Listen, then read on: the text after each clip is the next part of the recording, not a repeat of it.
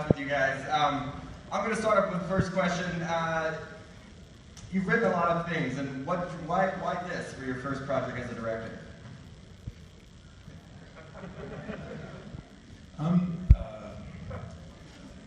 That's a very hard question to answer. I never see it. I think maybe in that way it's just a sequence of projects, and it's a bunch of people I'm working with, a bunch of filmmakers. A lot of the people on this film I've worked with a lot of times before, and it's just part of the continuum. And I was very interested in AI. I was interested in how AI relates to consciousness and some of the things that throws up. And it was just another film. And so I fucked that answer up. I don't know what to say. No, that was perfect. How did you? I mean, it's such a unique style, and it feels just so natural and real with the CGI. Like, how did you get to that look? Well, we'd just come off the back of a film with a lot of VFX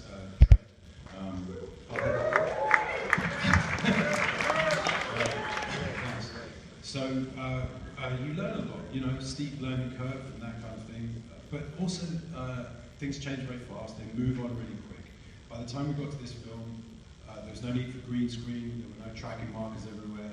It was really very straightforward. And the true answer to what you're saying is that there was this guy, Andrew Whitehurst, and his team, who got incredibly committed to this film on a sort of emotional level, really, quite early on. And they just said, we're going to make this work. Shoot it how you want it. Rob Hardy, DOP, obviously shot it incredibly beautifully, and the VFX guys never got in the way, never slowed anything up. They just said, do what you've got to do, and we're going to make it work, and they did. Amazing. And the casting, what drew you to these actors? This is the third film Domhnall and I have made together, so we go sort of way back, I guess, in industry terms. And Oscar, I knew of a great deal, and Alicia Vikander as well, who plays the robot. The thing about this film is it leans on lots of people in different ways, and crew and so on. I think it leans particularly hard on the cast, and so primarily we needed actors, we needed like really serious actors, and that's what these guys are. They did a good job. If you have a microphone set up in both aisles, if you have a question, we have microphones set up in both aisles. Please come up. My question is for all three of you. All three of you have been involved with very memorable projects over the years. 28 Days Later, Drive, Llewyn Davis, Frank.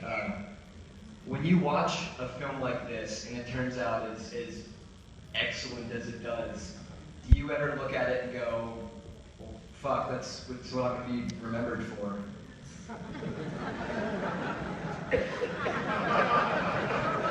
No, I don't think that, but I do, and I'm proud of it, and I do think, you know, because when you make a movie, you never know how it's going to turn out. You don't know if even what you're contributing is going to come out the way you think it is.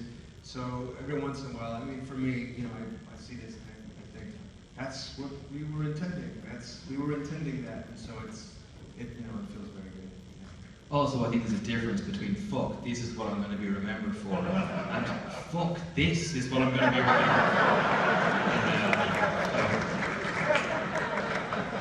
All right, thank you. Good luck with the next little sci-fi movie you guys are in together. Fuck, that's what I'm going to be remembered for.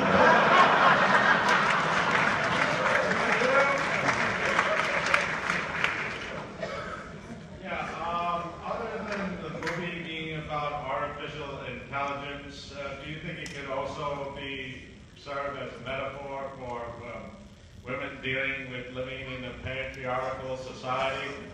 Or could it also be the whole moral of the movie is don't date robots?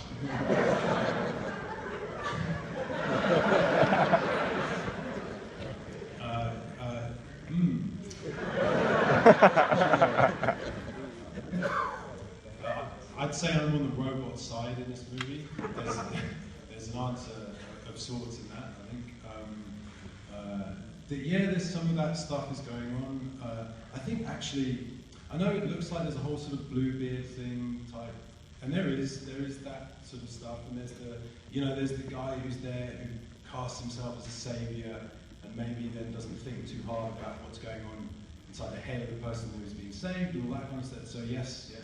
But really, a lot of it, I was just trying to figure out, does she have a gender? Is she the right word? Like, how do you figure out a gender? Is there such a thing as a male consciousness and a female consciousness? Is it just an external form and stuff like that? That's kind of the stuff I was thinking about. So the idea that our robot, overlords will someday kill us or wipe us off, basically, it's kind of been out there in popular culture forever. And there's a lot of workshops and sessions here at South by that are kind of focused on alleviating those fears. There's like a robot petting zoo and don't be afraid about it and stuff like that. What do you think about all these ideas? Because they compete with each other, and your film brings a lot of empathy for the robot's character. It's 100% for the robot. My suspicions are with the humans, personally. I also have to say, just for what it's worth, just to state it, people provide 50% of the narrative, the recipient. It's kind of up to the person watching it. I am very sort of suspicious and worried about people. I don't feel that about robots. I think they might be more reasonable than we are. So should we make robots? Should we make an AI? Do you think we should? Yeah, of course we should. Yeah, 100%. First of all, congratulations. This is a terrific film, production, design, story, everything. And I just have to say this because I posted every few months. Oscar Isaac, you're the fucking man. So I just want to say that. Thank you. I love you guys at Black Mirror. It's really great. But I wanted to talk about sort of how you guys. It's very acting heavy, and I wanted to see from your guys' point of view how it was. It felt to me like while there's all this artificial intelligence and sci-fi elements to it, that there's kind of this living room drama, Pinterest thing, levels of deceit going on, and maybe you guys should just illuminate and talk about that a little bit. Yeah, that's exactly what I mean. So it kind of felt like a play in some ways as well. And Pinterest is exactly, I would say, right on the money because it's about what's not being said. People presenting things that's not really who they actually are. And that was a lot of fun, kind of layering Nathan because there's quite a few levels happening. Who he wants to present to Caleb, who he wants to present to Ava, who he really is, and who he can't help but being. And then it's pretty cool when the action set pieces of a movie are two people torturing each other with their brains. That's it's rare. It's definitely rare. And I think for me, that was one of the most exciting things is the language that Alex writes. It's so witty and incredibly smart, and it's very rare. Very natural too. You did it for me. So. Thank you. I just feel it's so weird now. I just watch it and I'm just frustrated. You know what I mean? I just watch it and I get annoyed. Because I'm not doing anything. I'm like, fucking do something, they're bullying you, do something. So I just sat there and was just annoyed at myself. I feel like you did so much though, you did so many things. Yeah, I got locked inside. I got locked inside. Punched in the face. I got punched a couple times. Actively got punched in the face. I meant to get punched.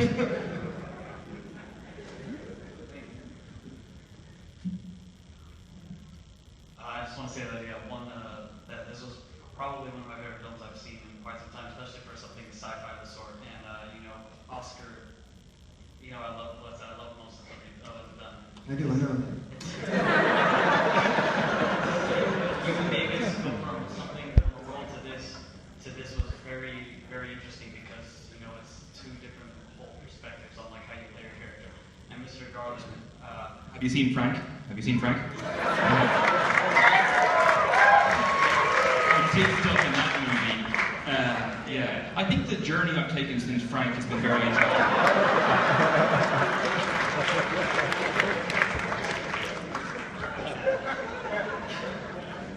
And for Mr. Garland, I just have a quick question.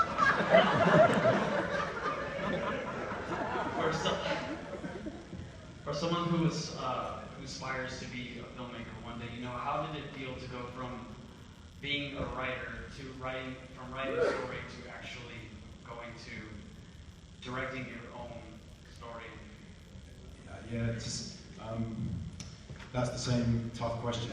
I think we deify directors, and I think it's bullshit. I think it's fucking bullshit. I really do. I've been working film for about 15 years. I've never seen any evidence for why we do it. I just don't get it at all. It's a group of people. I see myself as a writer. You know, that's how I choose to define myself. The film industry tells me I should do everything I can to aspire to being a director. I'm going to be a director, that's great. But there's, you could be a DOP. I mean, it's a bunch of filmmakers that I promise you that's the way I see it.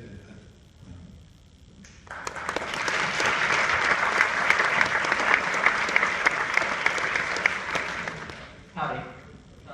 Thank you for coming down. This is really amazing. I guess I had a brief question for the actors. I guess I was curious, how do y'all feel that your characters endings?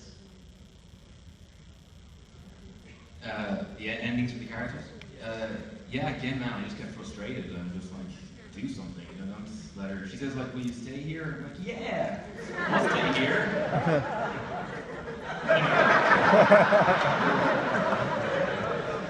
Enjoy the world, you know, like, the helicopter is cool, I don't, you know, so that's how I feel about the ending. Could have reached for the door quicker too, I thought. No, I know, yeah. I could have grabbed her and said, no, I am a man. But that would have been patriarchal, so I didn't. Yeah, I mean, you know, double penetration was a new way to go. Why not?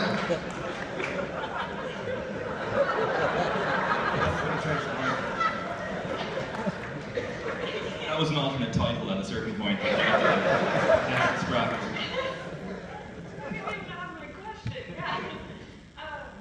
I guess I really enjoyed the overall look of the whole film, and I was just wondering what was your inspiration behind that, maybe even especially that last shot that was so simple with just showing the floor and the shadows.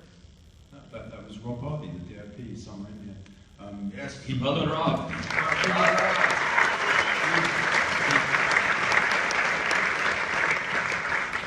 He said to me, I know what the last shot is. And we went and set it up, and he said, look. And I said, great, that's it.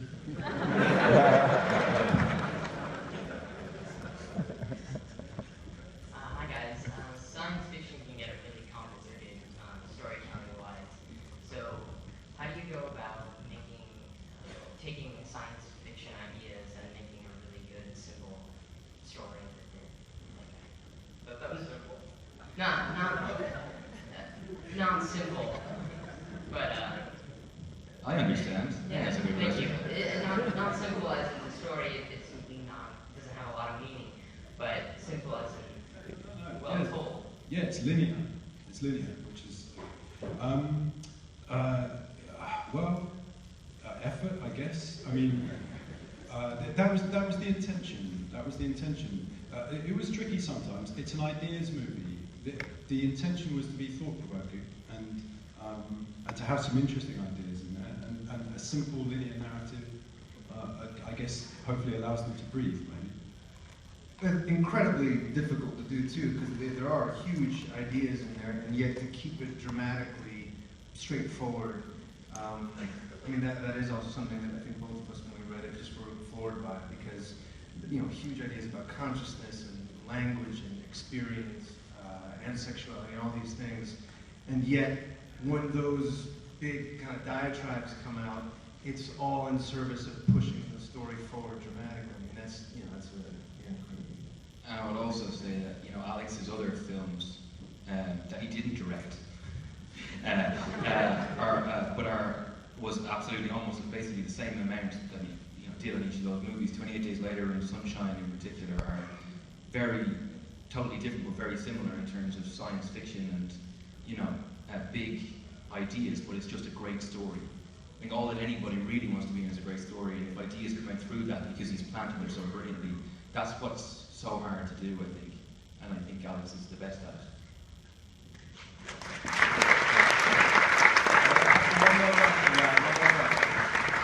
Two more questions. Okay.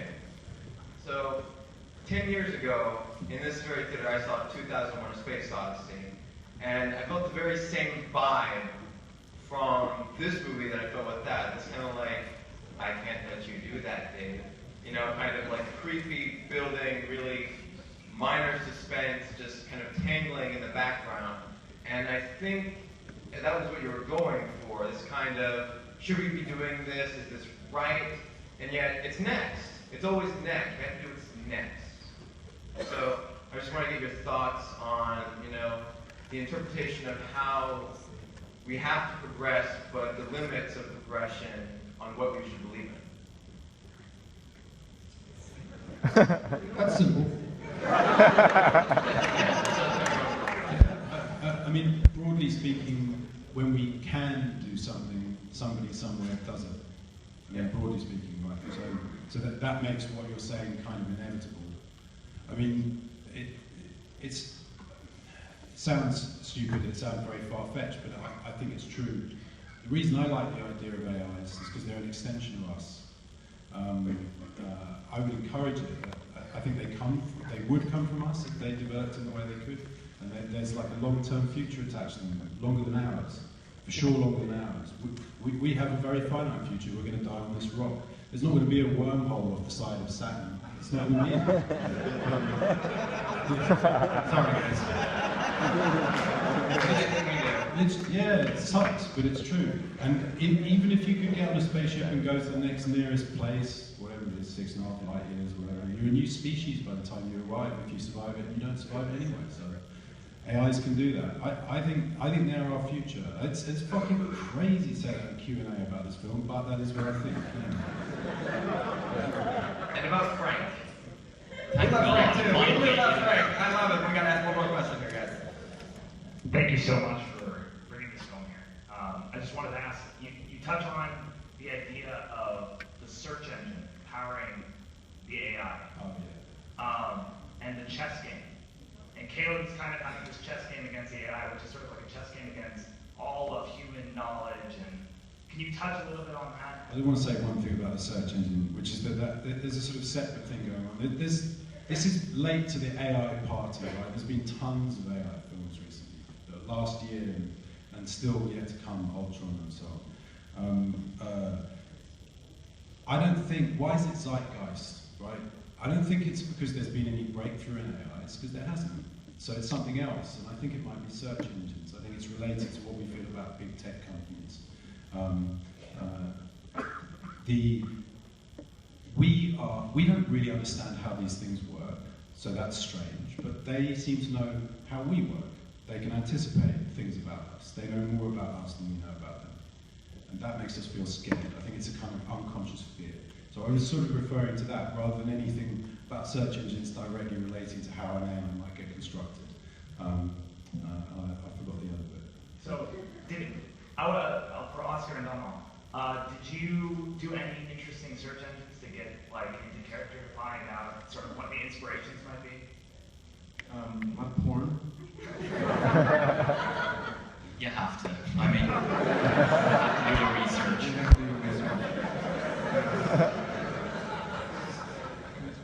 That's about it, yeah. I mean, I think search engines, yeah. Hey, man, you've been standing. You want one more question? The movie was awesome. I loved the Enola Gay reference. That was great. Cool. So, my question was actually for Mr. Garland about working with Jock on the concept art for this and for Dread also. Yep. I was curious if you could just talk a little bit about working with him and So Jock's a 2000 AD comic book artist. He does a lot of stuff now, but I got to know him through that stuff. And Jock and I worked really closely in development on Dread, and we got on really, really well. And he designed a lot of the stuff in that film, and you know, he's one of those guys. His fingerprint is all over that movie. And actually, as soon as the first person who got involved in this film after the producers was Jock, we kind of bounced back ideas about how Ava looks, you know, because there's so many, there's Metropolis and, you know, these guys, Co-Star, C-3PO, and if Ava's gold, which we tried, Jock tried, immediately you think of C-3PO, and so it goes on through all the famous robots of film history. So Jock was crucial, and he's a really good bloke. if you have a good question, you can say it. So I'm curious, when you're such a talented writer and it's a beautiful film, when you begin on a project, do you find yourself more interested in trying to find an answer, or are you trying to pose questions when you finish? All of, yeah, both. I'm interested, the intention is to answer the questions that I'm posing. So for me, the big question that these guys are asking, does she have a consciousness, or is she like the chess computer that acts as if it wants to win a game of chess but doesn't actually know what chess is, or know that it's a computer, or know that it's playing chess, that kind of thing. Is she a simulation of consciousness, or does she actually have it? For me, there's an answer embedded in there. It's actually when she turns around and smiles in a room as Stuart's playing after she's locked him in. And does she have empathy? Yeah, she does. She has selective empathy. The two machines feel it for each other, and she just doesn't feel it for these guys. And we have selective empathy. And so yeah, so I think the answers are embedded. But years ago, first thing I did in my working life, I wrote a book, The Beach. It was about backpackers in Thailand, sort of treating their country. So I wrote it as like a criticism, an affectionate criticism maybe, but a criticism of the backpacker scene, treating like Southeast Asia, like Disneyland, late adolescence and early 20s or whatever. And a lot of people took it as pure celebration, including I think the guys who made the film of it, right? So I realized it's not, you put all the answers you want, it's not you, it's like you know. Ladies and gentlemen.